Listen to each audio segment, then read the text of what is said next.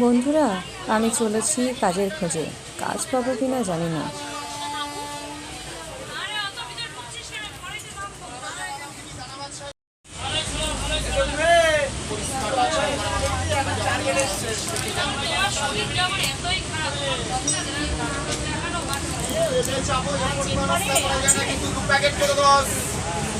Phone করবি, নেমে phone করবি। আমার নাম্বার নেই, নেমে ফোন করবি।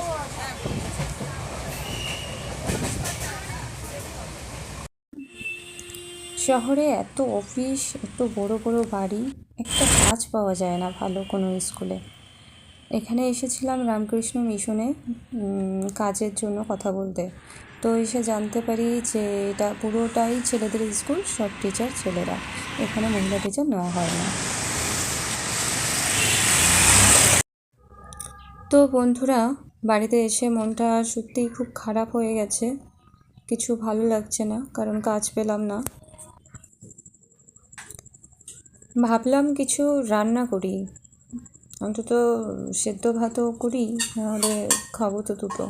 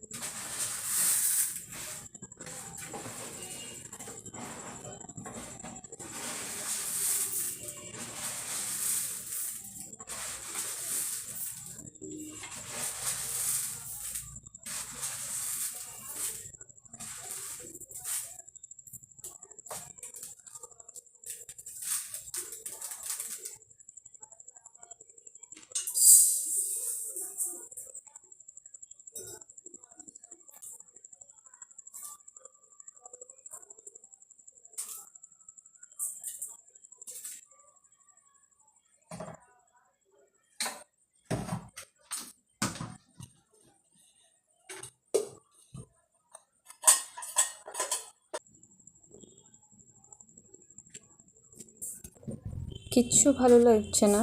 রান্না যে করব সেটাও আর ভালো লাগছে না, কারণ চালও বাড়ন্ত, আর কিছুদিন মাত্র চলবে।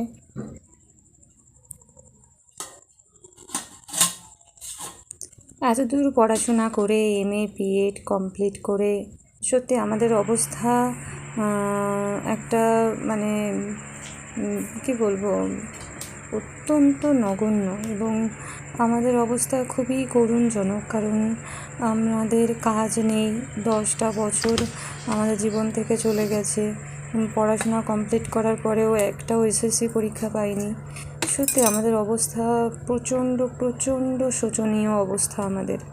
কী হবে শেষ পর্যন্ত কে জানে, ভগবানই জানে, একমাত্র ভগবান বলতে পারবে কী হবে। তো বন্ধুরা, আপনারা পাশে থাকুন। আর এভাবে আমি এই অল্প দিনে হলেও আপনাদের ভালোবাসা পেয়েছি। তো এভাবেই আমাকে সাপোর্ট করুন, আমার সাথে থাকুন, আমার পাশে থাকুন।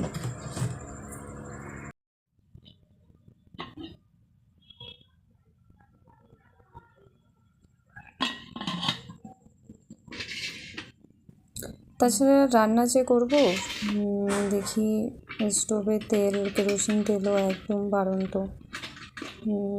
কেরোসিন তেল আনতে হবে, তারপর রান্না করতে হবে। তো মানে এতটাই আর্থিক সমস্যার মধ্যে রয়েছি। ভাড়া বাড়িতে একটা ঘরের মধ্যেই সব করতে হয়। মাস গেলেই তো ভাড়া দিতে হবে, তার উপর এরকম সমস্যা। কাজও ভালো পাওয়া যাচ্ছে না, যে কাজটা করি তাতে সামান্য কিছু মাত্র পাই, তাতেও বিভিন্ন রকম সমস্যা তৈরি করছে। তো এই সব মিলিয়ে একটা মানে কী বলবো, সব থেকে খারাপ অবস্থার মধ্যে আছি।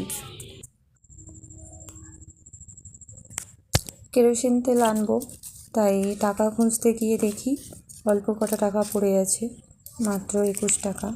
তো এই 21 টাকার মধ্যেই আমাকে কেরোসিন তেল আনতে হবে, এবং এর মধ্যেই আমাকে চালাতে হবে কটা দিন। 4-5টা দিন, মাসের 5টা দিন নয়, 8-10 দিন। তো এই 8-10 দিন আমি কীভাবে চালাবো কিচ্ছু জানি না। দেখতে হবে, শেষ পর্যন্ত কারুর থেকে নিতে হবে, দেখি।